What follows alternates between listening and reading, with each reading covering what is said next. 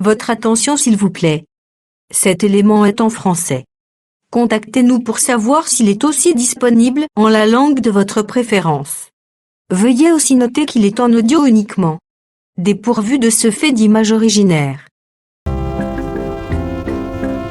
évangile-éternel.com. Si c'est l'évangile éternel que vous recherchez, alors c'est ici. ChristEquality.com. Les cieux sont à la portée de votre main, juste par un simple clic de la souris. La rubrique Pasteur et pasteur. vous présente aujourd'hui l'homme de Dieu, le bien-aimé, l'apôtre Blanchard Ingela, ministre de l'Évangile éternel. Recherchez-vous les enseignements de l'apôtre Blanchard Ingela? Allez sur ChristEquality.com ou sur evangileeternel.com/blancharengela.html. Les enseignements sont disponibles en texte, audio et vidéo. Surtout, ne partez point sans souscrire à l'une de nos chaînes YouTube qui correspond à votre version linguistique. Souscrivez s'il vous plaît. Bonne édification au nom de notre commun Seigneur et Dieu Jésus-Christ. Amen. Paix, grâce, amour divin sur tous les concitoyens célestes dans le nom puissant de notre Seigneur Jésus-Christ. L'exode de bois depuis Tyr jusqu'à Japhos. Audio numéro 13. Prenons sans plus tarder les Saintes Écritures. 2 Chroniques chapitre 2, je commence la lecture au 3e verset. Salomon envoya dire à Huram, roi de Tyr, « Fais pour moi comme tu as fait pour David, mon père à qui tu as envoyé des cèdres afin qu'il se bâtisse une maison d'habitation. Voici, j'élève une maison au nom de l'Éternel mon Dieu pour la lui consacrer, pour brûler devant lui le parfum odoriférant, pour présenter continuellement le pain des propositions et pour offrir les holocaustes du matin et du soir, des sabbats, des nouvelles lunes et des fêtes de l'Éternel notre Dieu, suivant une loi perpétuelle pour Israël. La maison que je vais bâtir doit être grande, car notre Dieu est plus grand que tous les dieux. Je saute pour atterrir au verset 8e. Envoie-moi aussi du Liban, des bois de cèdre, des cypres et des santales, car je sais que tes serviteurs s'entendent à couper le bois du Liban. Et voici, mes serviteurs seront avec le tien. Je saute une fois de plus pour atterrir au 15e verset où il est écrit « Maintenant que mon Seigneur envoie à ses serviteurs le froment, l'orge, l'huile et les vins dont tu l'as parlé.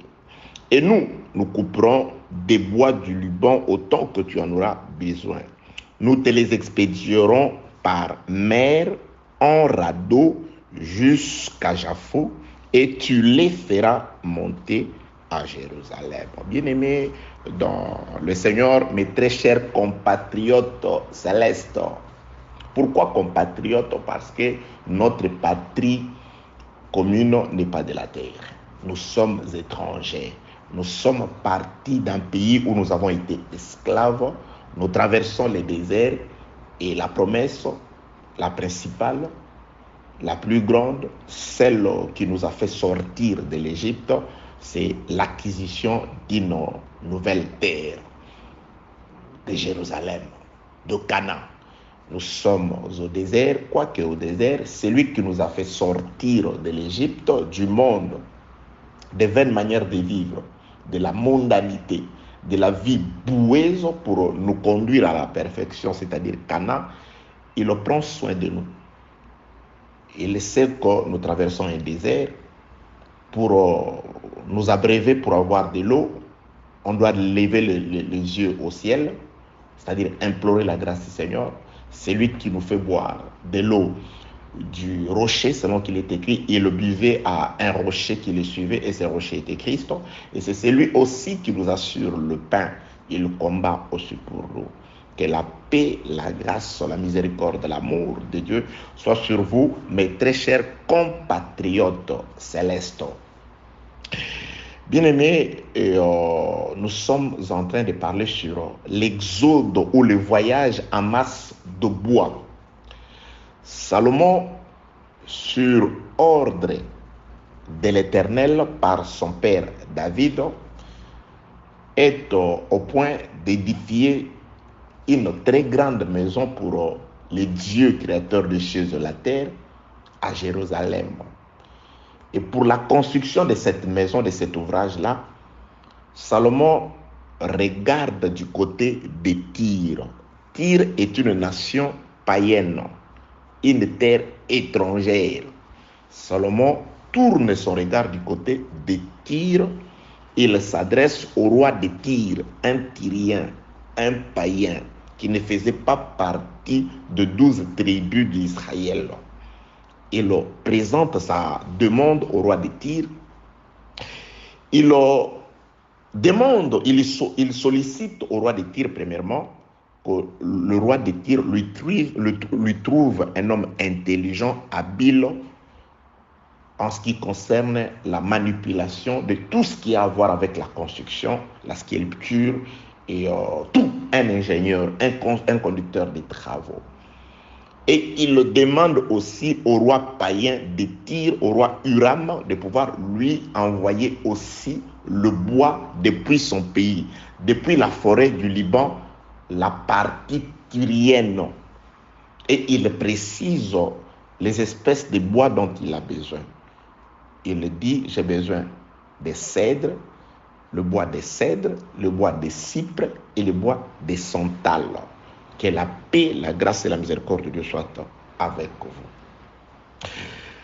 Le roi de Tyr reçoit le message de Salomon et il répond positivement à la demande de Salomon, mettant à sa disposition, à la disposition de Salomon, un homme habile d'une mère danite et d'un père tyrien qui s'appelle Huram-Abi. Et aussi, il accepte de lui envoyer le bois dont il a besoin, au nombre, à la quantité voulue par David.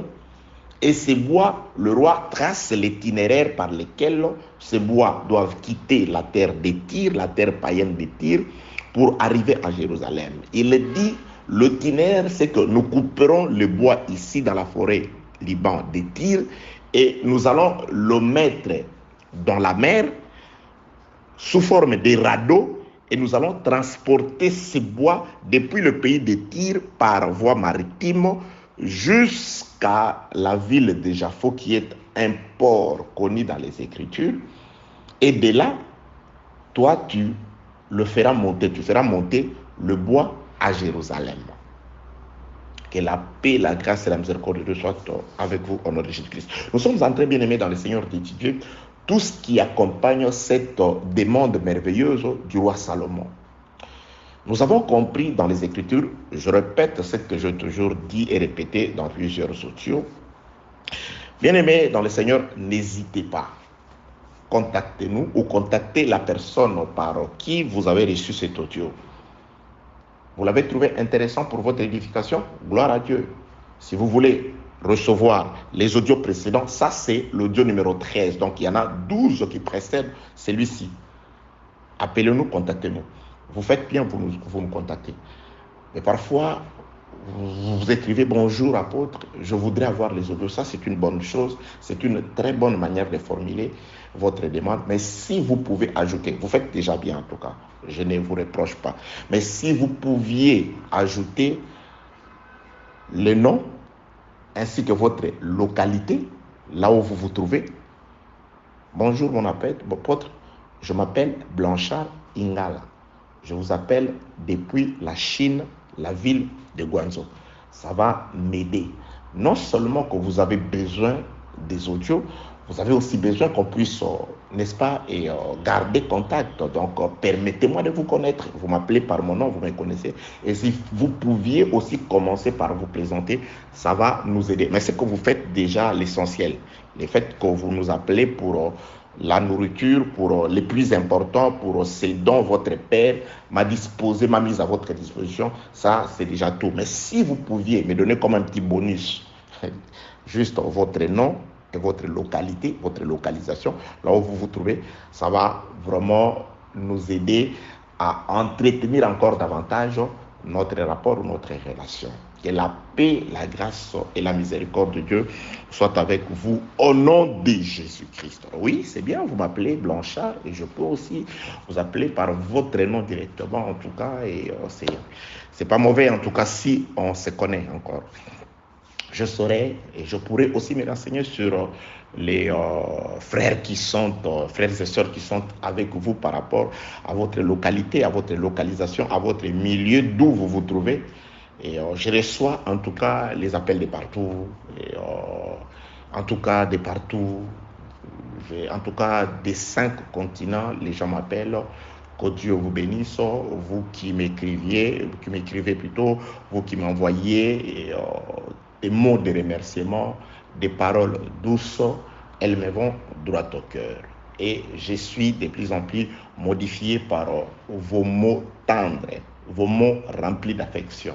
Que Dieu vous bénisse, que Dieu vous éclaire, que la puissance du Saint-Esprit soit la résolution à vos problèmes, car l'enfant qui était né, qui est mort et qui est ressuscité, qui vit dans nos cœurs à travers le Saint-Esprit, son nom, c'est la solution. Son nom, c'est la résolution. Son nom, c'est celui qui vient remettre l'homme à l'état initial, c'est-à-dire l'homme devient dépendant de son vrai mari. La femme devient dépendante de son vrai mari, selon qu'il est écrit. La femme sera soumise à l'homme, à Christ, et Christ dominera sur elle. La domination du Christ sur nous, certes, c'est la parole de Dieu, c'est aussi l'assistance dans nos besoins quotidiens, car notre mari est un mari capable, est un mari rempli d'amour. S'il n'avait pas épargné sa vie, il l'a livré en sacrifice pour l'amour qu'il a pour nous. Son amour était plus fort que la mort. Il nous avait tellement aimés qu'il n'a pas hésité à donner sa vie, à souffrir pour nous. Et à ce jour, ne nous donnera-t-il pas toutes choses avec lui? Ne nous viendra-t-il pas au secours lorsque nous sommes malades, nous sommes dans les besoins, nous sommes dans la détresse, nous avons des angoisses? Il est là. Invoque-moi, je te répondrai. C'est le temps d'invoquer le Seigneur. Il est écrit que celui qui souffre prie. Ne continue pas à te lamenter devant les hommes. Va te lamenter devant ton mari. Va te lamenter devant celui qui a la clé de toutes choses. Celui pour qui, en qui et par qui toutes choses ont été créées. Pas seulement les invisibles, mais aussi les visibles. Si les visibles et les invisibles ont été créés par lui, pour lui et en lui, il est tellement compatissant et il a un cœur rempli d'amour qu'il est capable de pouvoir te venir en aide.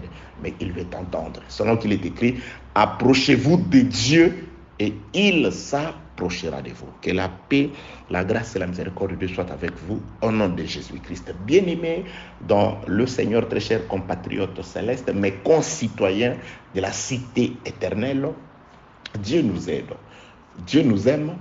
Il est en train de nous aider à les connaître, à comprendre ce qu'il veut pour nous. Bien-aimés, dans tout ce que nous sommes en train de dire, on peut monter dans la révélation, on peut faire des courbures dans la prophétie, descendre dans la doctrine et accorder la connaissance. Ce que Dieu veut nous enseigner, c'est sa volonté. Ce que lui attend de nous. Il a livré sa vie pour nous. Il nous a donné tout ce qu'il a, car il est écrit, le plus grand amour, c'est de donner sa vie. Il a donné sa vie pour nous. Et ce qu'il attend, que tu fasses pareil, c'est-à-dire que tu lui remettes aussi ta vie.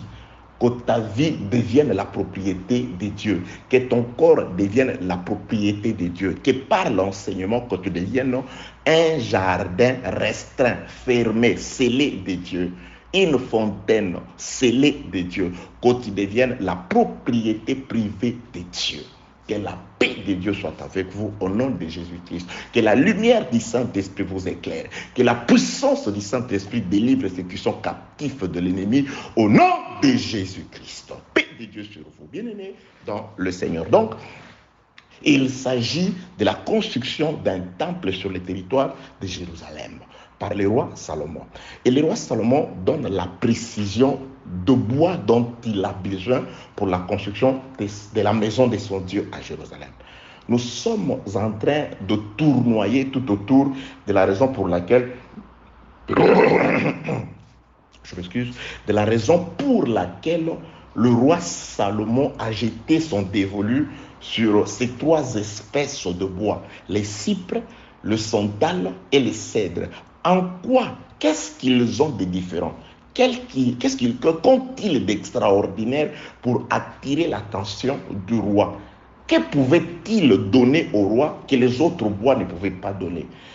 Qu'est-ce qui les distingue des autres bois? Pourquoi seulement dans une forêt très dense, comme une forêt de Liban, où il y a une diversité d'espèces de bois, mais lui, il ne jette son dévolu, il ne choisit que 3 de ces bois-là. Pourquoi seulement ces 3 bois? C'est ce que nous sommes en train d'étudier par la grâce de Dieu. Nous avons compris dans les Écritures, bien-aimés dans le Seigneur, dans le premier livre des Chroniques chapitre. C'est très important ces passages des Écritures. Chaque fois que nous partirons, nous reviendrons sur ces passages des Écritures. Car tout ce que nous sommes en train de dire doit se retrouver, se renfermer dans ces passages des Écritures de 1 Chronique chapitre 28, le verset 19. Écoutez ce qui est écrit. 1 Chronique 28, 19.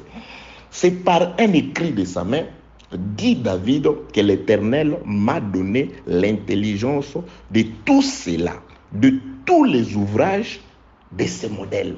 C'est par un écrit de la main de l'Éternel. Bien aimé, retenez que ce que nous sommes en train de dire, le fait que Salomon soit choisi pour que ce soit lui qui bâtisse la maison, ça, ce n'est pas la volonté de David, mais c'est la volonté de Dieu. David le dit, il dit, Salomon, mon fils, Dieu t'a choisi d'entre tous mes enfants afin que tu puisses monter au trône et que ce soit toi qui bâtisses pour lui la maison. Donc, le fait que Salomon se retrouve là, ce n'est pas un hasard, c'est un choix de Dieu. Pour ceux qui nous suivent davantage, il y a un enseignement, je crois que c'est lui qui a précédé celui-ci, où nous avons parlé sur le paix des fils d'Amon pour l'expiation de Bathsheba. Bathsheba, c'est la maman de Salomon. Vous allez comprendre un peu les circonstances qui entourent la naissance de Salomon.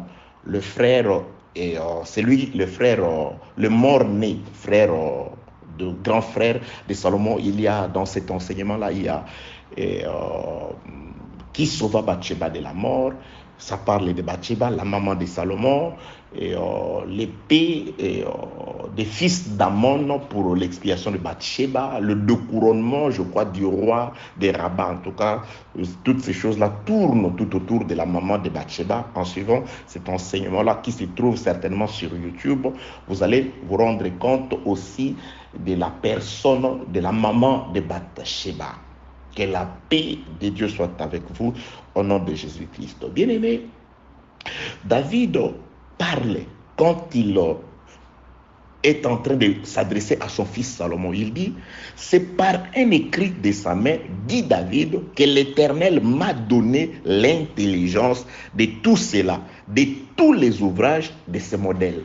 Donc, lorsque Salomon s'élève pour bâtir la maison, c'est l'expression de la volonté de Dieu décrite dans les livres écrits par l'Éternel. Et lorsque Salomon, le moment est arrivé de bâtir la maison, il tourne son regard du côté de Tyr. Donc ce que Salomon fait, il est en train d'exprimer ce qui est et ce qui était écrit dans le livre. Nous avons parlé sur ça par rapport au testament qui n'entre en vigueur qu'à la mort du testateur. Or, la mort du testateur, c'était l'intronisation de Salomon. Lorsque Salomon a été intronisé, c'est alors que ce que Dieu avait écrit à David va être révélé, va commencer à être appliqué. C'est par la mort de Jésus-Christ que tout ce que Dieu avait prévu pour nous est en train d'être appliqué. Que la paix, la grâce et la miséricorde de Dieu soient avec vous au nom de Jésus-Christ. Donc, le type de bois, premièrement, le bois des santal, le bois des cypres et des cèdres, les trois espèces de bois, n'avaient rien d'exceptionnel, n'avaient rien qui pouvait les distinguer des autres bois. Dieu qui a écrit par sa main, qui a écrit les noms, la nature de ces trois bois-là, ces bois-là ne lui ont en rien influencé. Dieu l'a fait de son propre gré. Donc, il fait toutes choses. Attendez, Éphésiens chapitre 1er. Laissez-moi chercher ces passages d'écriture. Je l'ai toujours énoncé. Je vais vous les lire aujourd'hui avec beaucoup. Je vais nous les lire. J'aime être... Et je vais nous les lire aujourd'hui avec beaucoup de précision. Et attendez, je suis dans le livre d'Éphésiens chapitre 1er. Et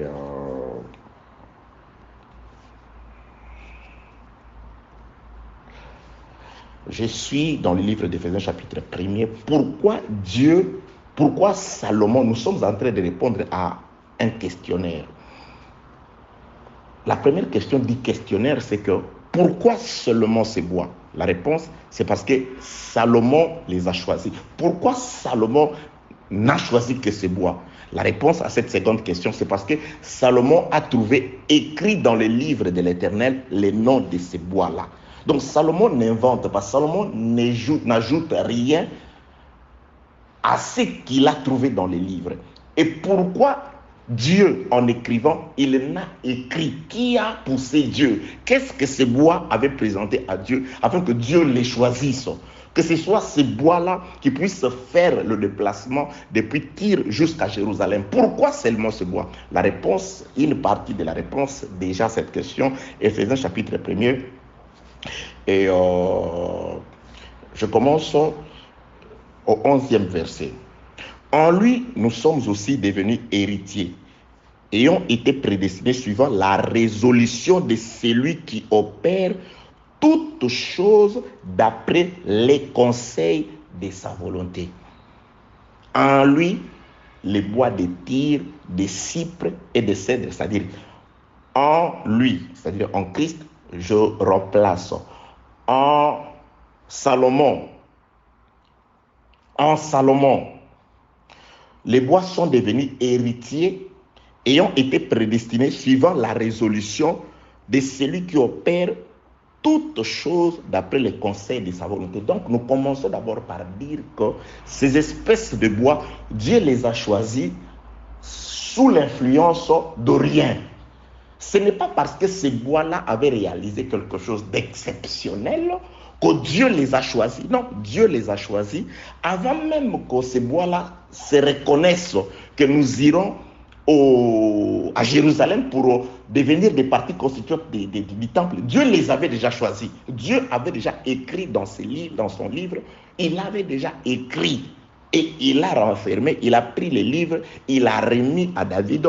Et David, lorsque le fils a été intronisé, il lui a remis les livres. Maintenant, quelques jours après, le fils va ouvrir les livres. Ce que le fils dit, il exprime nettement la volonté de Dieu. Je suis dans le livre de Galates, toujours Galates chapitre 3e. Laissez-moi lire pour nous aujourd'hui ce passage des Écritures. Ok. Galates chapitre 3, c'est le verset 15 plus précisément. Et frère, je parle à la manière des hommes. Là, le frère Paul, il voudrait expliquer quelque chose. Il descend employant les usages des hommes, les manières des hommes, c'est-à-dire la façon la façon d'agir des hommes. C'est pourquoi il dit frère entre parenthèses, je vais parler à la manière des hommes. C'est-à-dire ce que je vais dire, vous allez le comprendre parce que ça se trouve dans l'usage des hommes. Galates chapitre 3, verset 15. Frères, je parle à la manière des hommes.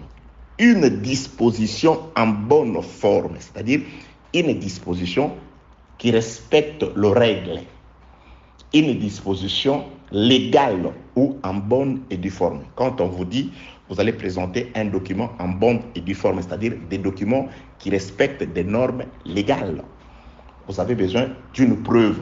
Vous voulez quelqu'un, vous avez prêté de l'argent à quelqu'un. La personne a fait une décharge.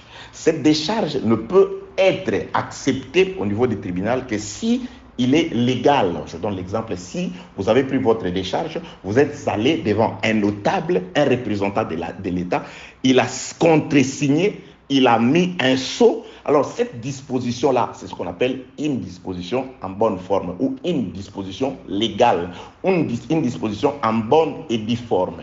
C'est-à-dire, rien ne peut l'annuler. C'est ce qui est écrit ici. Que la paix de Dieu soit avec vous au nom de Jésus-Christ. Galates chapitre 3, le verset 15. Frères, je parle à la manière des hommes. Une disposition en bonne forme, bien que faite par un homme, n'est annulée par personne et personne n'y ajoute.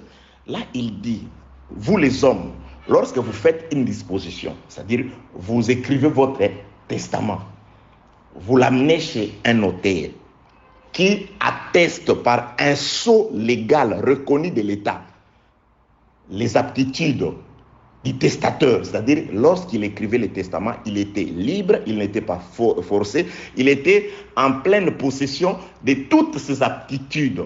Les légalistes ou les notaires scellent les testaments, enferment les testaments. Cette disposition-là, cette lettre-là, cette note-là, personne ne peut l'annuler et personne ne peut y ajouter quelque chose. Papa est mort, le jour de l'ouverture du testament, un frère aîné arrive. Non, voilà, moi, avec toutes les preuves. Non, les preuves sont là. Mais c'est parce que ce qui a été écrit par cet homme-là, tellement que ça l'a été en bonne forme, c'est-à-dire respectant les normes légales, personne ne peut l'annuler. Alléluia. Je bénis Dieu Tout-Puissant, le Créateur des choses de la terre. Frère Paul est allé prendre cet usage des hommes. C'est pourquoi il dit, frère, je parle à la manière des hommes. La raison pour laquelle je suis descendu pour nous expliquer comment ça se passe cet usage chez les hommes, chez les humains.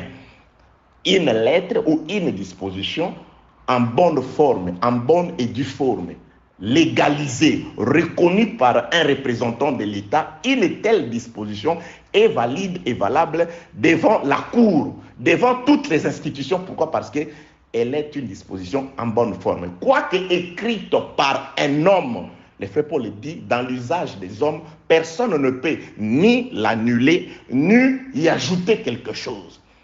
Or, si vous descendez, Dieu a écrit une disposition. Cette disposition, il a promis l'héritage à la postérité d'Abraham. Il a promis un héritage, quel que soit que la loi est venue, quel que soit ce qui pouvait être fait, la disposition de Dieu devrait s'accomplir. Je prends ça pour t'exhorter, bien-aimé dans le Seigneur. Tu passes par des moments difficiles, tu passes par des moments des angoisses, des troubles. Il t'arrive même de douter. Parfois, comment Dieu m'entend ou il ne m'entend pas. Bien aimé, toute disposition écrite par Dieu, scellée par le Saint-Esprit, qu'il pleuve, qu'il neige, personne ne peut l'annuler ou ajouter quelque chose. Si Dieu a prévu de te bénir, quels que soient les degrés de la sorcellerie, de gens qui t'entourent, de gens de ta famille, si Dieu a prévu de te bénir, bien-aimé, que ces gens montent, qu'ils descendent, tout ce que Dieu a prévu pour toi dans son livre s'accomplira. L'essentiel, je l'ai toujours dit, c'est d'être à l'endroit voulu par Dieu. Dieu te laisse quelque part. Il a laissé Adam quelque part. Et quand il est venu, il n'a pas trouvé Adam là où il l'a laissé. Bien-aimé, toutes les promesses s'accomplissent quelque part. C'est pourquoi, lorsque le peuple était encore au désert, Les promesses de Dieu à Israël par Moïse disaient, voilà, lorsque vous entrerez dans les pays de la promesse, je choisirai un endroit. Vous y amènerez, lorsque vous entrerez, lorsque vous aurez fait un champ, lorsque vous entrerez, lorsque vous arriverez, parce que le lieu de l'accomplissement de toutes les promesses glorieuses de Dieu faites à Israël au désert, c'était le repos, la terre promise. Aujourd'hui, toutes les promesses, leur lieu d'accomplissement, c'est en Jésus. Vivre en Jésus, c'est devenir une portion de Christ par la conscience pure et par la vie que l'on mène, pas par une vie astucieuse. Que la paix de Dieu soit avec vous au nom de Jésus-Christ. Bien-aimés dans le Seigneur, une disposition, bien qu'écrite par un homme, une disposition en bonne forme, bien qu'écrite par un homme, ne peut être annulée ni ajoutée par qui que ce soit. On ne peut rien y ajouter. Et si Dieu a prévu de bénir les siens, si Dieu, dans sa disposition, il a prévu de protéger les siens, le frère Paul dit, Dieu est ma vie. Que peut me faire un homme? Je ne peux craindre un homme. Parce que Dieu, quand Dieu devient ta vie, lorsque Jésus-Christ devient ta raison d'être, ta motivation de vivre, lorsque avant de faire quoi que ce soit, tu questionnes les livres de l'Éternel, tu regardes dans les livres de l'Éternel. Le problème est que Adam s'est vu se faire déchoir de tous les avantages que Dieu lui avait donnés, parce qu'il avait oublié, après avoir écouté une prédication, de vérifier dans les livres, parce que Dieu avait remis un livre à Adam, le livre dans lequel s'est trouvée la volonté de Dieu. Voilà ce que tu mangeras, voilà ce que tu ne mangeras pas. Adam a écouté une prédication et il a obtempéré à cette prédication-là sans avoir à vérifier ce qu'on lui disait dans ces livres-là. C'est pourquoi je vous présente la volonté de Dieu à travers l'enseignement. De manière à ce que vous ayez un manuel de vérification. Je vais vous parler à la manière des hommes. Le joueur de Scrabble, il y a un jeu qu'on appelle le Scrabble. Alors ce jeu-là consiste à pouvoir créer ou former des mots. Bien aimé, quel que soit le diplôme que vous avez en langue française, quelles que soient les études que vous avez faites en littérature française et consorts, vous avez fait la lettre, la philosophie, je ne sais pas, vous êtes maître dans l'art de la poésie, de la versification, comme l'était un chanteur congolais, le frère, il est parti, Moloto.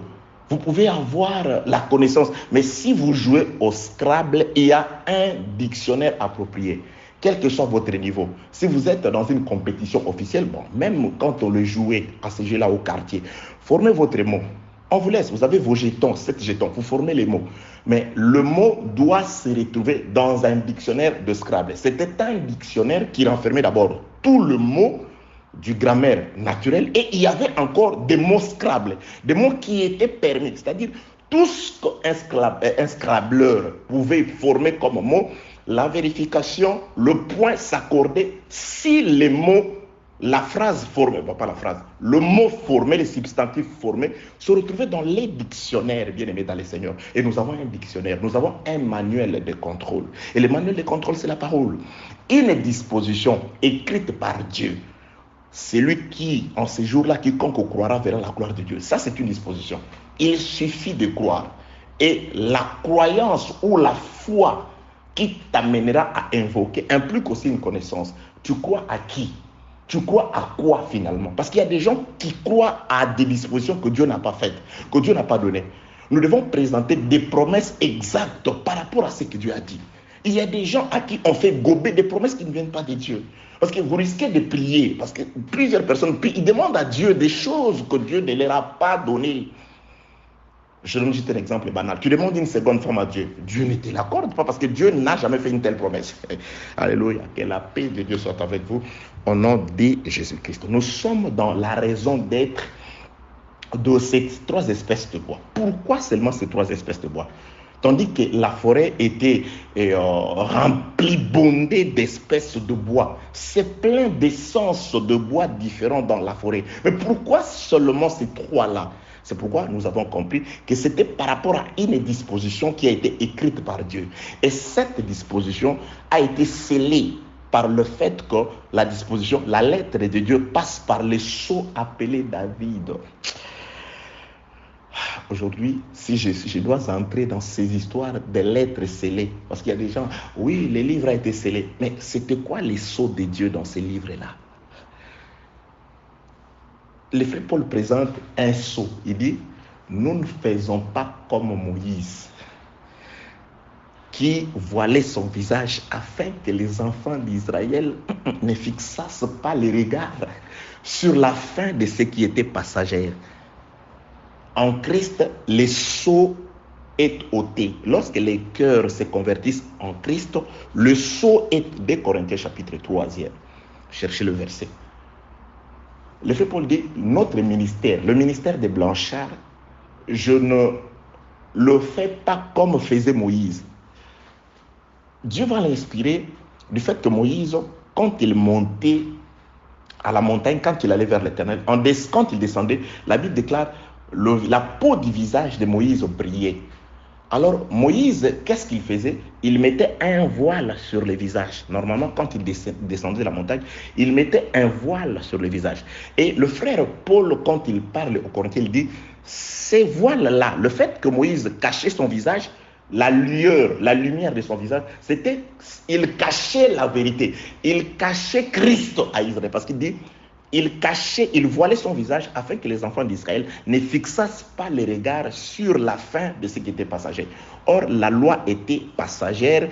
La fin de la loi, c'est Christ. Christ est la fin de la loi et la justification par la grâce. Donc, si Israël n'a pas reconnu Christ, si Israël n'a pas vu Dieu en Jésus-Christ, c'était parce que Moïse constituait un sceau. Il était un voile. Et le frère Paul le dit, lorsque le cœur se convertisse en Christ, le voile est ôté. Mais aujourd'hui, il y a des gens qui prêchent, voilà encore les gens. Vous écoutez une prédication, vous dites, mais finalement, c'est... Non, vous savez, quelqu'un disait, cet évangile, pour le comprendre, vous devez être intelligent, vous devez faire des gymnastiques. Bien aimé, la compréhension, c'est ce que Dieu nous a envoyé donner au peuple.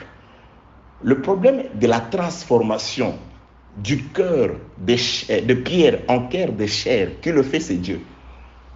Que le cœur se transforme en pierre, de la pierre en la chair, ça, c'est Dieu qui le fait. Nous mettons de l'eau dans des vases que vous êtes.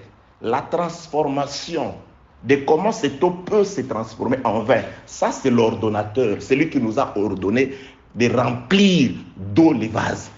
Mais nous devons mettre de l'eau, et de l'eau claire, c'est-à-dire, moi, je t'apporte plutôt l'évangile de manière claire. Toi qui dois comprendre. C'est Dieu qui te fera grâce si tu vas croire ou pas, si tu vas t'y accrocher ou pas, si ça va produire des fruits en toi ou pas. Le problème du semeur, c'était de jeter de la sémence, de la bonne sémence. Les problèmes des productions, ça dépendait de la terre. Je ne sais pas de quelle espèce de terre que vous êtes, mais moi, je suis un semeur. J'ai l'esprit de ces semeurs qui étaient sortis pour s'aimer. Je jette la sémence. Si vous êtes juste un passage où les gens passent, oui, la sémence sera écrasée. Ça, ce n'est pas mon problème. Si vous êtes un terrain épiné, oui, vous pouvez faire semblant d'échanger, mais les épines qui constituent les soucis du siècle présent finiront par étouffer l'enseignement merveilleux que vous écoutez. Si vous êtes un terrain rocaillé ou pierreux, oui, la parole peut commencer, on peut voir le début d'un changement de l'hypocrisie après, n'ayant pas comment mettre des racines, ça va s'étouffer. C'est ce qui fait que certaines personnes sont dans cet évangile, mais quand vous voyez, leur vie ne change pas. Il n'y a que la quatrième terre, cette terre qui renferme un trésor. La terre pour laquelle Jésus-Christ donne encore une parabole, il dit, celui qui a trouvé un terrain ou une terre qui a un trésor, il les cache. Il s'en va vendre tout ce qu'il a pour venir s'acheter ces terrains-là. Jésus-Christ t'a trouvé, l'homme de la foi que Dieu t'a donnée avant le commencement du monde. Il est allé vendre tout ce qu'il avait. À la croix, Jésus-Christ a vendu tout.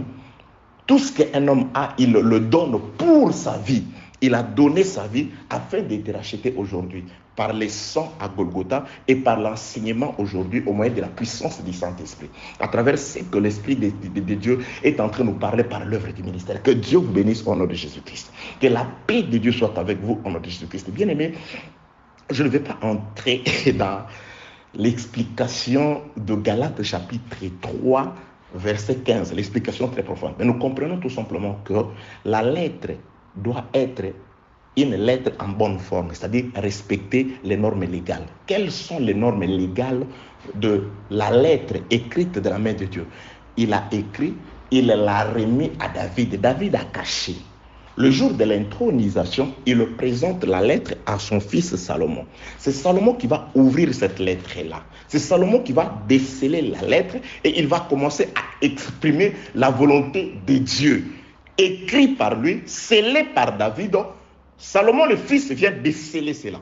Il va proclamer la bonne nouvelle pour le pays de Tyr, plus particulièrement la forêt du Liban, plus particulièrement les arbres qui y sont, plus particulièrement les cèdres, les cypres et les santales. Nous sommes plusieurs dans la forêt, mais la grâce de Dieu, le choix de Dieu ne s'est jeté que sur certaines personnes et pas tous. Beaucoup d'appelés, très peu de lieux. Que Dieu vous bénisse au nom de Jésus-Christ. Très chers compatriotes, bien-aimés dans le Seigneur, nous sommes, il fait très chaud, je vais allumer la clim. Okay. Nous sommes, bien-aimés dans le Seigneur, en train de comprendre pourquoi seulement les cèdres, les cypres et les santales. La réponse est simple. Allons-y dans les Écritures. Nous avons déjà compris que ce que Dieu avait écrit, une disposition écrite par Dieu, Salomon ne pouvait pas le changer. Et personne, ni Salomon, ni le roi de Tyr, Huram, ne peut pas changer, c'est-à-dire prendre le bois d'hysope à la place des cypres. Non, la disposition écrite par Dieu, selon que David dit, il a écrit un livre de sa main qu'il m'a remis. Et ces livres-là, les dispositions qui sont dans ces livres-là, scellées, devenues une disposition en bonne forme par le fait que la disposition est passée par David. Lorsque Salomon, le fils, reçoit une disposition de Salomon, il dit non, ça, c'est vraiment, ça vient de Dieu. Parce que je le reçois lorsque Salomon reçoit une disposition des mains de son père David, il dit, ceci est venu certainement de Dieu. Parce que je le reçois de quelqu'un qui est un homme d'après le cœur de Dieu. Bien-aimé dans le Seigneur, et dans cette disposition-là, que personne ne pouvait changer. Je reprends. Aie confiance à Dieu. Continue de prier. Continue de te lamenter devant le Seigneur. Continue de frapper à la porte.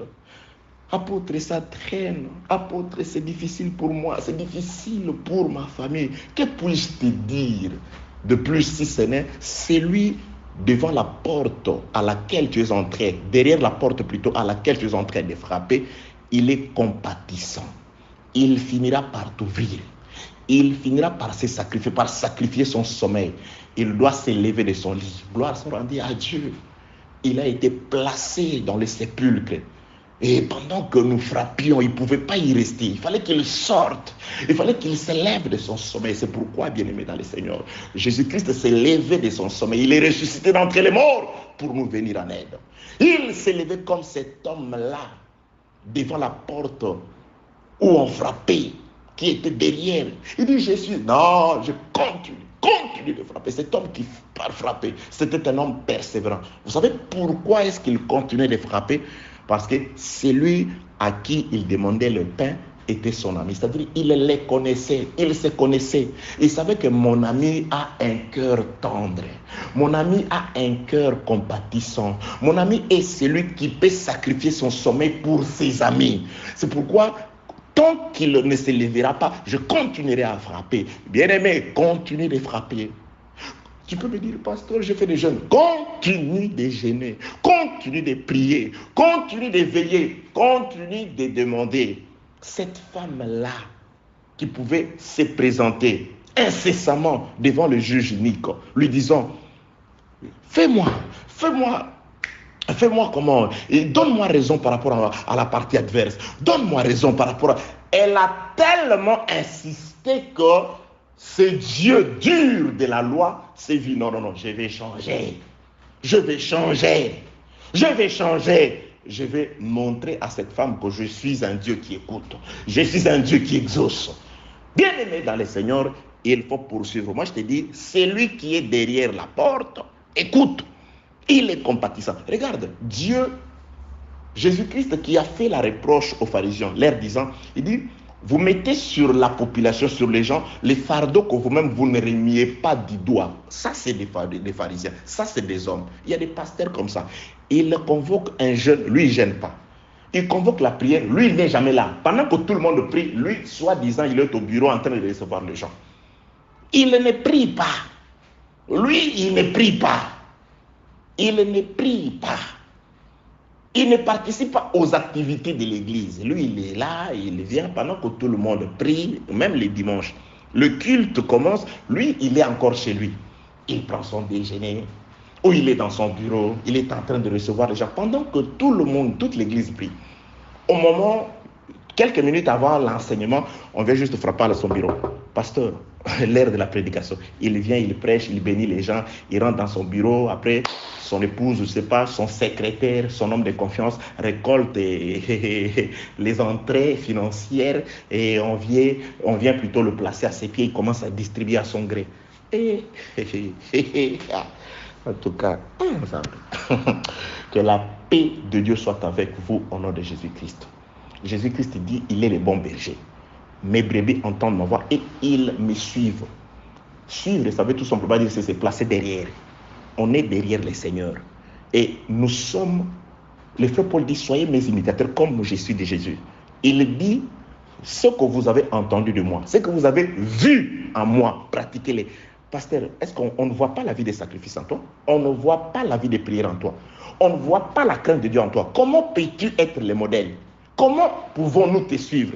Et quand on se dit, non, on ne va plus te suivre, tu commences à, non, voilà, cet enfant, je vais le livrer parce qu'il me suit. Mais on ne peut pas te suivre, tu n'es pas devant. Tu es derrière. Tu es dans la mêlée, dans le peloton avec tout le monde. Tu dois être devant. Devant veut dire exemplaire. Prêchez par l'exemple d'abord. Que la paix de Dieu soit avec vous. Quand on convoque une veillée de prière pour l'église, toi, tu restes avec ta femme à la maison. Ce sont des frères qui sont là, qui organisent les veillées. Ils travaillent plus que toi. Mais c'est toi qui manges tout. C'est toi qui bouffes tout. L'ouvrier mérite son salaire. Toi, non, il n'est pas encore ouvrier, il est maudit. Je n'entre pas. Il y a de ces terrains-là, quand vous entrez, il y a des gens, quand vous parlez d'argent, ils vous font sortir des griffes. Que la paix de Dieu soit avec vous. Au nom de Jésus-Christ. Bien-aimé. Ok, ne poursuivez pas l'argent, l'or et la richesse. Elle finit par s'envoler, la richesse de ce monde, comme un oiseau. Poursuivez Dieu. Dans le repos, il y a tout. Craignez Dieu. Marchez selon la parole. Que la paix de Dieu soit avec vous au nom de Jésus-Christ. Alors, ces espèces de bois-là se sont retrouvés écrits dans les livres que Dieu a remis à David et que David remet à Salomon. Le bois parlant de nous les hommes. Aujourd'hui, nous sommes appelés. Pourquoi? Parce que nous avons été retrouvés. Non, se sont retrouvés écrits depuis les commencements. Je prends le passage des Écritures que j'avais prévu aujourd'hui. Je suis dans le livre d'Éphèse. Éphésiens chapitre 1er. J'aime trop ces passages des Écritures parce que c'est les passages qui expliquent mieux la prédestination. Parce qu'il y a des personnes, vous allez le voir, à cause de la mauvaise compréhension de la prédestination, lui, il va se lever et dire non, la prédestination n'existe pas. Oh, les dieux que moi j'ai pris, c'est Dieu-là, c'est lui pour qui je me sacrifie, c'est lui pour qui je me suis levé là pour vous enseigner. C'est lui que je vous enseigne, que je vous annonce là, à ce moment où je suis en train. C'est Dieu-là. Il ne connaît pas la fin de l'humanité. Il ne connaît pas celui qui sera sauvé, celui qui ne sera sauvé. Un Dieu ignorant, moi je veux le prier. Un Dieu ignorant, moi je veux le servir. Non, moi je sers un Dieu qui a été au commencement, qui a traversé jusqu'à la fin et qui est revenu pour nous parler de ce qui était au commencement et de ce qui sera à la fin. Parce que les commencements et la fin ont été créés par Dieu. Il est l'alpha, il est l'oméga. Comment l'oméga peut ignorer ce qui se passe à l'oméga à la fin? L'alpha et l'oméga, c'est des éléments de l'alphabet grec. C'est comme les A et les Z. Il est les A et les Z. Mais s'il est le Z, comment peut-il ignorer ce qui se passe là-bas à la fin? Il a créé toutes choses, les débuts et la fin. Il a organisé les choses. Tout se passe comme il a prévu. Bien-aimé, le diable, ce n'est pas un robot qui a échappé au contrôle de son maître. Non. Dieu a créé chaque chose avec un but. Même les méchants, pour les jours du malheur, Dieu a préparé un jour du malheur et il a aussi préparé les méchants pour y séjourner, pour y subir les malheurs. Nous les verrons. Romains chapitre 9, Dieu dit, Dieu a créé des espèces. Le frère Paul dit, il a créé deux espèces de vases. Le vase est destiné à la miséricorde et le vase est destiné à la colère. Ah bon, s'il y a, c'est comme ça, pourquoi blâme-t-il? Oui, il blâme ceux qui ont été prédestinés à la colère. Et c'est là, ils vont se conduire exactement comme les fils de la perdition, comme les fils de la colère. Ta conduite prouve, commence à prouver ta vraie nature. Ta conduite, ta conscience impure, souillée, prouve à suffisance ta destination, là où tu iras. Éphésiens chapitre 1er. Je commence la lecture au 3e verset. Béni soit Dieu. Écoutez très bien cette lecture, bien-aimés dans le Seigneur. Dans cette adresse de notre bien-aimé frère Paul, nous allons comprendre la raison d'être de ces trois bois-là. Dieu a écrit dans son livre, il a déterminé le bois dont il aura besoin.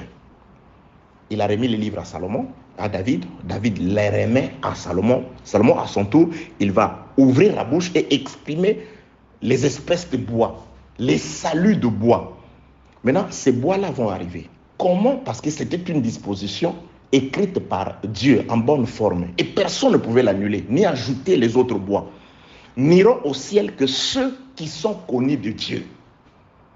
Ne seront sauvés que ceux qui sont connus de Dieu. Personne d'entre celui qui n'est pas connu de Dieu n'ira au ciel.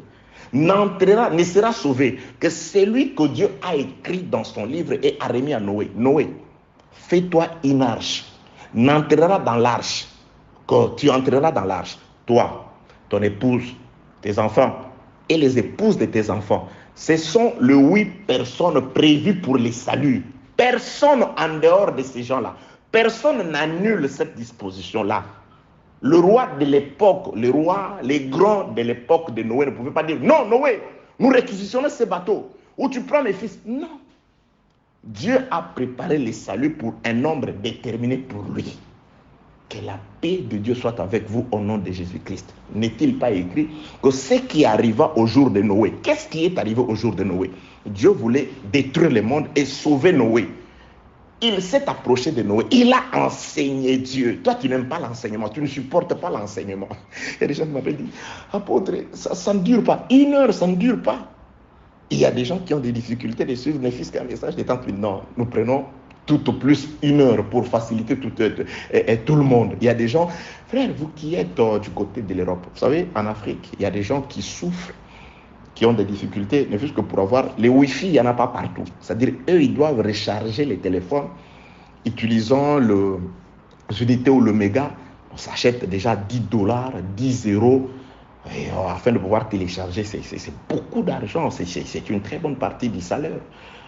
Vous vous rendez compte, quelqu'un qui gagne $200 le mois, $100 le mois, il va déjà utiliser $50 juste les mois pour les mégas afin de pouvoir recharger son téléphone. C'est beaucoup trop d'argent. C'est pourquoi vraiment que Dieu assiste nos frères qui sont en difficulté, vous qui êtes partout, vous qui nous appelez du Soudan, du Sud, depuis les camps des réfugiés à Malawi, les frères qui sont là-bas, je suis de cœur avec vous, partout en Afrique du Sud, et Windhoek, et partout dans les îles du monde entier. Que Dieu vous bénisse, que Dieu accomplisse les désirs de vos cœurs, que ceux qui sont pour se déplacer, que Dieu vous libère et qu'il vous conduise là où vous devez aller au nom de Jésus-Christ, que ceux qui sont malades soient guéris, que ceux qui ont des problèmes, Dieu des Écritures soit la solution dans la vie de ce frère-là au nom de Jésus-Christ.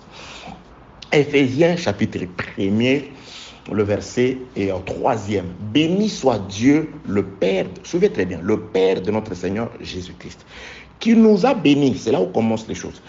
C'est Dieu qui nous a bénis de toutes sortes de bénédictions spirituelles dans les lieux célestes en Rebecca, en Christ, en Rebecca. Oui, j'explique. Ici, les frères Paul dit, il bénit ce Dieu qui ne nous a pas bénis de toutes sortes de bénédictions spirituelles sur la terre. Non, dans les lieux célestes. Il dit, la bénédiction spirituelle, si je prêche aujourd'hui, c'est une bénédiction que je n'ai pas reçue dans les temps.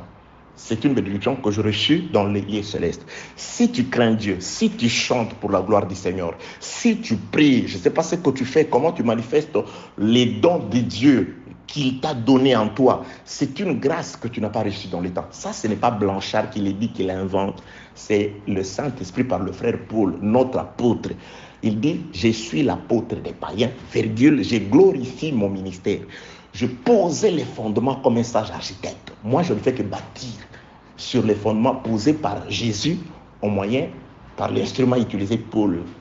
Oh oui, je suis la lumière du monde. Jésus-Christ est la lumière du monde. Mais cette lumière a été apportée par le Saint-Esprit, par Jésus-Christ, par la vie du frère Paul, Barnabas, Pierre. C'est des hommes que Dieu a utilisés afin que la lumière t'atteigne. Et c'est Blanchard que Dieu peut utiliser et les autres afin que la lumière du Saint-Esprit t'atteigne et que la puissance du Saint-Esprit te relève au nom de Jésus. Vous voyez, nous sommes dans l'explication de Éphésiens chapitre 1, le verset 3e. Béni soit Dieu le Père de notre Seigneur Jésus-Christ qui nous a bénis de toutes sortes de bénédictions spirituelles. Pas sur la terre, mais dans les lieux célestes en Jésus-Christ. Je reprends ça. Béni soit Dieu, le Père. Là, c'est Jacob qui peut prier. Béni soit Dieu, le Père de mon père Isaac, qui m'a béni de toutes sortes de bénédictions spirituelles dans le ventre de Rebecca. Donc les lieux célestes, dans l'ombre, a été représenté par le ventre de Rebecca. Parce que les enfants étaient encore, les deux enfants, Jacob et Ésaü, étaient encore dans les lieux célestes, c'est-à-dire dans le ventre de Rebecca. Et là, Dieu avait déjà béni Jacob. Il lui a donné l'autorité. Le plus grand sera assujetti par le plus petit. Dieu a aimé Jacob, il a haï Ésaü. Où? Dans les ventres. Ça, c'est aussi l'explication de Éphésiens chapitre 1, verset 3. Dieu qui nous a aimés et qui nous a bénis de toutes sortes de bénédictions spirituelles. C'est pourquoi, vous verrez, lorsque Isaac bénit son fils Jacob, il ne lui donne rien de matériel à part la parole. Il lui a donné la parole. Physiquement comme ça, les Écritures ne présentent pas des choses matérielles que Jacob a héritées de son père Isaac, juste la parole. Et Ésaü a compris que la parole est plus puissante que tout ce que son père pouvait léguer à son fils. Il dit, je le tuerai. Pourquoi? Parce que la parole, c'est ça la bénédiction spirituelle. Bien-aimé, qui a la parole a la supériorité. Bien-aimé, tu as la supériorité. Il y a certaines personnes qui ont l'argent, qui sont occultes, qui sont les gens des ténèbres. Ils te voient la nuit, ils savent que tu es riche, que tu es béni. Mais toi, tu ne te reconnais pas. Tu vas faire je sais pas, tu vas leur faire allégeance. Tu ignores que tu es grand, que tu es puissant. Oh, Jésus pouvait s'écrier, vous qui êtes de Dieu, vous mourrez comme les hommes. Vous avez la nature de Dieu par la parole. Au commencement était la parole était Dieu. La parole de Dieu, bien-aimé, accompagnée de la prière, qui maintient l'homme dans la crainte de Dieu. C'est le pouvoir, c'est l'autorité. Vous avez la capacité de crier. Vous ne vous reconnaissez pas. Vous êtes de Dieu, mais vous souffrez comme les hommes. Vous êtes de Dieu, vous tombez malade comme les hommes. Vous êtes de Dieu, vous vous agenouillez devant les hommes comme des hommes. Vous qui êtes de Dieu, vous souffrez comme les hommes, vous mourrez comme les hommes. Non, bien-aimés dans le Seigneur, ressaisissez-vous au nom de Jésus. Béni soit Dieu, le Père de notre Seigneur Jésus-Christ, qui nous a bénis de toutes sortes de bénédictions spirituelles d'abord dans les lieux célestes en Jésus-Christ, c'est-à-dire en Rebecca, dans les ventres en Rebecca. C'est là que Jacob a été béni dans les ventres. Dieu a prononcé son sentence. Dans les ventres, Dieu a écrit une disposition en bonne forme que Isaac ne pouvait pas changer. Dans les temps, Isaac voulait, comme s'il voulait changer cette disposition, il a aimé Ésaü. Ça, c'est ça. Parfois, ça apparaît comme si nous sommes faibles. Comme si nous ne sommes rien. Non, on n'est pas rien. On n'est pas faible. Comme si le monde les aime. On leur donne tout, ils ont le pouvoir. Non, bien aimé, ne vous en faites pas. Restez près des tentes comme Jacob. Jacob restait près des tentes. Il tournoyait près des tentes. Il n'avait pas, certes, la même valeur qu'Ésaü. La Bible déclare, Isaac aimait Ésaü à cause des gibiers qu'il lui donnait. Le monde les aime. Le monde les adule. Mais on te néglige. Mais tu as le pouvoir qui n'est pas dans les temps. Les gens du monde ne peuvent pas voir ce pouvoir. Toi, tu peux voir ça. Et Jacob pouvait voir ce pouvoir. Il dit non, ce pouvoir, le droit de naissance, il est à moi. Mais là, il est en train de les mettre, il est en train d'être retenu par mon frère. Je veux le récupérer. Comment le récupérer? Je vais céder ma vie. Je vais céder les matériels. Je vais céder la vie terrestre. Je vais céder la mondanité. La nourriture qui périt. Mais je veux recevoir la véritable nourriture, le droit de naissance, que mon frère détient, qu'il ignore. Parce que c'est des ignorants. Le monde est des ignorants. Dieu nous a sauvés de l'ignorance. La connaissance, c'est le salut. Le peuple qui périt, c'est le peuple qui manque la connaissance. Et le peuple qui sera sauvé, c'est celui qui appliquera la connaissance. Pas seulement qui possédera la connaissance, mais qui appliquera la connaissance. Qui marchera d'après les règles de la connaissance. Être athlète ne suffit pas, mais il faut courir. Courir ne suffit pas, il faut respecter les règles. Respecter le règlement, c'est alors que tu seras couronné. Que la paix de Dieu soit avec vous au nom de Jésus-Christ. Nous sommes encore dans Éphésiens chapitre 1, le verset 3. Dieu nous a bénis, d'après le frère Paul, pas sur la terre, dans les lieux célestes, en Jésus. Cela a été manifesté dans la vie, dans le corps de Rebecca. Le corps de Rebecca, ici, prenons ça comme les lieux célestes. Dieu a béni les enfants dans le lieu céleste, dans le corps de Rebecca. Et Dieu a déjà fait son choix, son veto était tombé sur les cadets. Jacob, quoi qu'il arrive, la disposition de Dieu devrait s'accomplir. En soi, Jacob n'a rien volé. Jacob a rétabli. Et qui va rétablir les choses? Mais c'est Rebecca. Les enfants ont été bénis en Rebecca. Avant que Jacob ne récupère sa position du ventre, sa position de l'éternité, Rebecca, celle en qui les enfants se sont retrouvés, celle à qui la lettre a été écrite, la bénédiction a été faite, c'est elle qui doit intervenir, bien aimé. Ici, nous avons été bénis dans les lieux célestes de toutes sortes de bénédictions spirituelles en Jésus. Donc, c'est Jésus qui doit venir pour rétablir la vérité du ventre. Que le Seigneur Jésus-Christ se manifeste dans ta vie afin qu'il soit rétabli la vérité du ventre, la vérité de l'éternité. Au nom de Jésus, tu dois dominer. Tu dois marcher sur les serpents. Tu dois marcher sur les scorpions. Tu dois marcher sur toute la puissance de l'ennemi. Au nom de Jésus. Oh Seigneur, rétablis la vérité, Seigneur Jésus. Le monde bafoue la vérité. Le monde nous font passer comme des gens de rien. Nous ne sommes pas des gens de rien. Nous sommes possesseurs du pouvoir. Et ce pouvoir-là, Jésus, nous ne l'avons pas par nous-mêmes. Nous l'avons reçu par toi, en toi. Ton Père nous l'a donné, Jésus. Comme Jacob, nous avons été négligés. Nous n'avons pas été des hommes forts et puissants. Comme Jacob, nous ne sommes pas des vaillants chasseurs à cause du bien qu'on puisse nous aimer. Mais nous te regardons. Que Rebecca, Jésus-Christ descende pour rétablir l'ordre. On m'a voulu, bien-aimé dans le Seigneur. Amen. J'étais en train de prier pour moi et pour vous. Oh oui, bien-aimé dans le Seigneur. Parfois, quand on prêche, on est saisi par le Saint-Esprit et on doit prier. C'est pourquoi je n'aime pas mettre des pauses.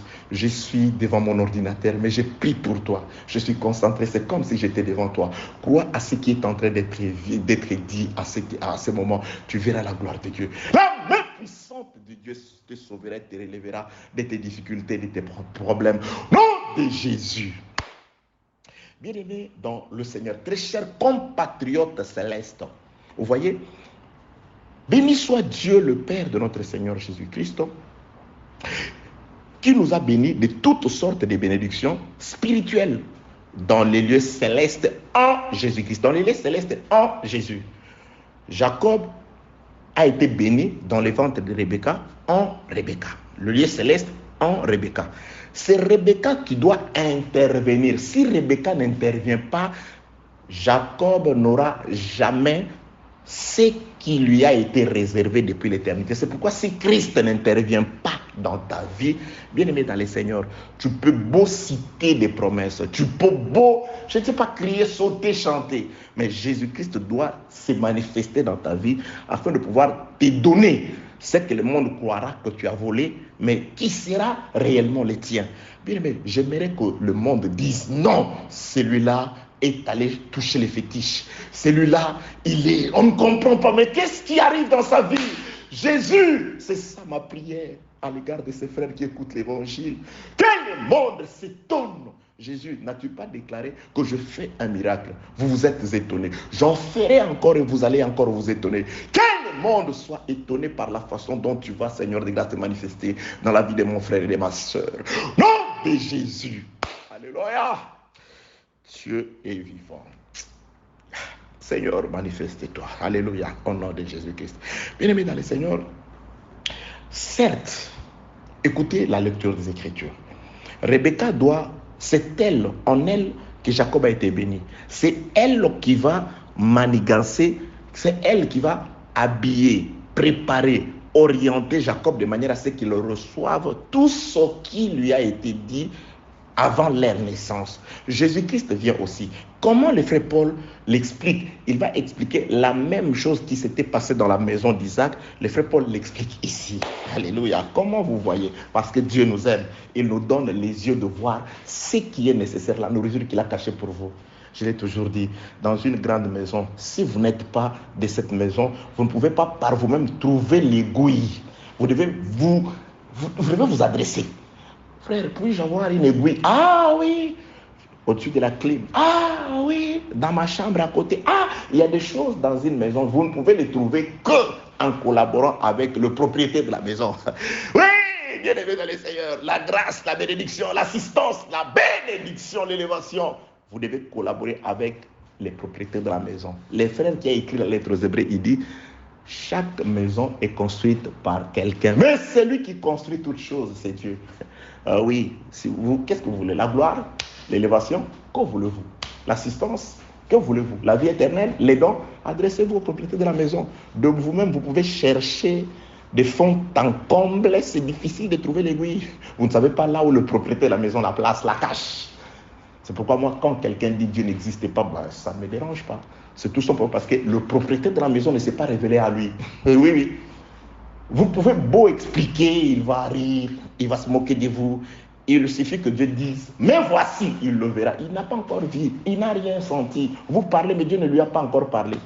Il va persévérer dans cette incrédulité. S'il n'est pas un élu, il mourra comme ça. Votre problème, c'est d'arroser toujours, arroser. Oh les temps, oh les temps. Éphésiens chapitre 1er, le verset 3e. Béni soit Dieu, le Père de notre Seigneur Jésus-Christ, qui nous a bénis de toutes sortes de bénédictions spirituelles dans les lieux célestes en Jésus-Christ. Je change. Béni soit Dieu, le Père de notre Seigneur Jésus-Christ, qui a béni le bois des cypres, des cèdres et des santales lorsqu'ils étaient encore dans les livres écrits par Dieu. Dans les livres, c'était la bénédiction, les lieux célestes. Dieu écrit les noms de ces bois-là. Il les écrit. Maintenant, verset 4e. En lui, c'est-à-dire en Jésus, en lui, Dieu nous a élus avant la fondation du monde pour que nous soyons saints, irrépréhensibles devant lui. Nous ayant prédestinés, c'est là que le bas blesse. Ça, c'est une porte qui a introduit toutes sortes, c'est une digue ouverte qui a introduit toutes sortes de fausses prédications. Si je suis élu, Dieu... Non, nous allons comprendre ici. Rebecca doit intervenir pour rétablir. Rebecca, c'est Christ. Christ aujourd'hui, c'est l'enseignement. Si Rebecca, l'enseignement, Rebecca appelle Jacob, il lui parle. Jacob, voilà ce que tu dois faire. Christ doit te parler. Il envoie Blanchard pour te parler. Parce que l'enseignement a pour objectif de te rétablir dans tes droits divins. Dans tes droits d'autrefois. C'est ça que Jésus-Christ demande à son Père. Père, redonne-moi la gloire que j'avais autrefois auprès de toi. Bien-aimé, tout se résume par rapport à ce que nous avons été autrefois auprès de Dieu. Avais-tu été glorieux? Avais-tu été obéissant? Voilà, l'enseignement replace chacun à sa place. L'enseignement remet de l'ordre dans la fête. Certaines personnes, leur place, c'est en arrière, derrière. Ils se sont allés se placer devant. Revenez. Il y a des places, des gens qui étaient derrière. Allez, montez. À celui qui était monté, descend. L'ordre, parce que le propriétaire de la fête, par Christ, au moyen de l'enseignement, entre dans la fête. Béni soit Dieu, le Père de notre Seigneur Jésus-Christ, qui nous a bénis de toutes sortes de bénédictions spirituelles dans le lieu céleste en Jésus. En lui, Dieu nous a élus avant la fondation du monde, pour que nous soyons saints. Dieu ne nous a pas élus avant la fondation du monde pour que nous ne soyons pas saints, pour que nous soyons impurs. Il nous a élus pour que nous soyons aujourd'hui.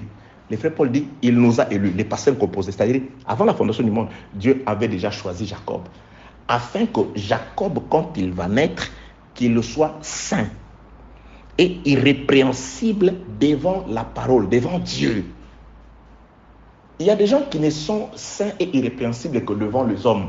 Mais devant la parole, c'est un hypocrite, c'est un méchant, c'est un sournois. C'est quelqu'un qui a tellement de l'habileté pour se couvrir, se cacher. Il est rusé. Le frère Paul dit, les péchés de certaines personnes ne se voient qu'à la suite des temps. Il est de ce genre-là.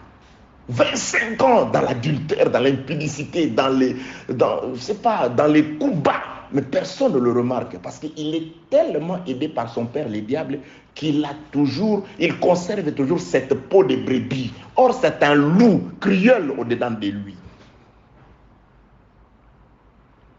En lui, il nous a élus avant la fondation du monde afin que nous soyons saints et irrépréhensibles. Bien aimé, l'élection doit conduire quelqu'un à la sainteté. Il nous a connus dans les lieux célestes, il nous a élus afin qu'aujourd'hui, l'élection, c'est pour que nous soyons différents du monde, saints et irrépréhensibles devant Dieu, devant la parole. Arrête avec ton sketch. Tu fais du sketch. Ce que tu fais devant les gens, ce n'est pas ta vraie nature. Ce n'est pas ton vrai toi. Ce que nous connaissons, c'est un vêtement. C'est un rôle. Tu joues le rôle du juste, mais tu ne l'es pas. Tu sais que c'est un rôle que tu joues. Quel jeu d'acteur. Tu es terrible. Hein? Tu parais juste. Une sœur, un frère. Quel jeu d'acteur. Or, un méchant. Que la paix de Dieu soit avec vous au nom de Jésus-Christ. Béni soit Dieu le Père de notre Seigneur Jésus-Christ, en lui, Christ qui nous a bénis de toutes sortes de bénédictions spirituelles dans les lieux célestes en Christ. En lui, Dieu nous a élus avant la fondation du monde pour que nous soyons, vous voyez l'élection, pour que nous soyons saints, irrépréhensibles devant lui. Nous ayant, maintenant écoutez, nous ayant prédestinés dans son amour à être enfants d'adoption par Jésus-Christ selon les bons plaisirs de sa volonté. Bien-aimés, nous avons été prédestinés. Je suis un prédestiné. Écoutez, la prédestination veut tout simplement dire les chemins que Dieu trace pour un élu. Il a fait sortir Israël, il les a prédestinés à la vie. Il a fait sortir Israël, il les a prédestinés à la terre promise. Par les chemins qu'il a tracés, c'était la route du désert. Donc la prédestination, c'est le chemin que Dieu a tracé pour un élu afin de parvenir où? Verset 5. Nous ayant prédestinés dans son amour à être ses enfants d'adoption. C'est l'adoption. Bien aimé, écoutez-moi très bien. Sans adoption, l'élection et la prédestination n'ont pas de sens. Dieu nous a connus en Jésus-Christ, pas sur la terre, dans les lieux célestes. Il nous a aimés.